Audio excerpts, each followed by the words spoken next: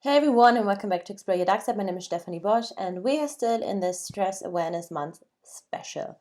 And I would like to talk with you in the following videos about individual differences and how this can relate to stress. So, what kind of individual differences can help people to be more resistant to stress by nature or by their personality, and what can we maybe learn from these kind of individuals if we might have a different tendency. And there are different types I would like to highlight, as I said, in the next following videos.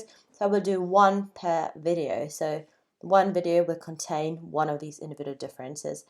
And we're going to kick it off with a negative affectivity, which was discovered by Watson and Clark back in 1984. And this negative affectivity is the tendency to experience negative emotional states, which means that people with a high negative affectivity are more likely to experience discomfort, get distressed, maybe higher rate of dissatisfaction, and kind of dwell more on past failure. So they have a more introspective, where they are thinking about things more. So it takes longer for them to move on.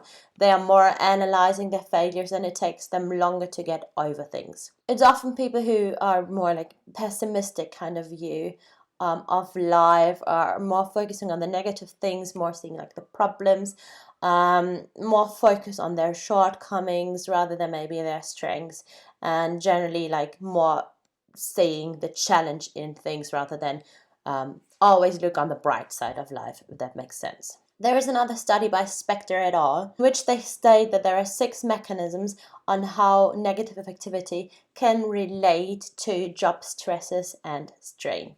So I'm going to go over these in the following quickly.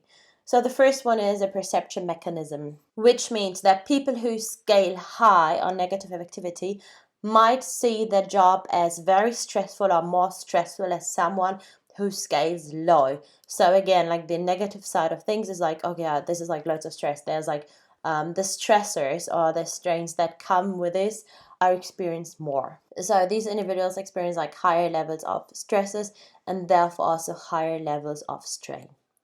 Then the second mechanism is the hyperresponsivity mechanism. So the response from these individuals to stress is more exaggerated, and therefore they experience more strains due to their reaction of the stresses. Then the third one is selection mechanism, which suggests that people with a high negative affectivity are more selected into jobs that have less stresses. So these might be more repetitive tasks. These might be not necessarily leadership positions where you have to be able to cope with stress, lead through stress, and also help others go through stress. Then the fourth mechanism is stressor creation mechanisms.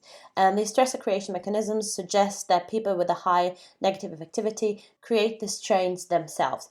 So for example, due to their personality, where they focus more on the negative side of things, they might get into fights or pick conflicts with their supervisors more often than someone with a low negative affectivity, and therefore get into more stress and create this stress kind of themselves. Then the fifth mechanism is the causality mechanism, and this says that a high level of job stresses may tend to increase negative affectivity and therefore consequently lead to higher stressors or determine a higher level of strain.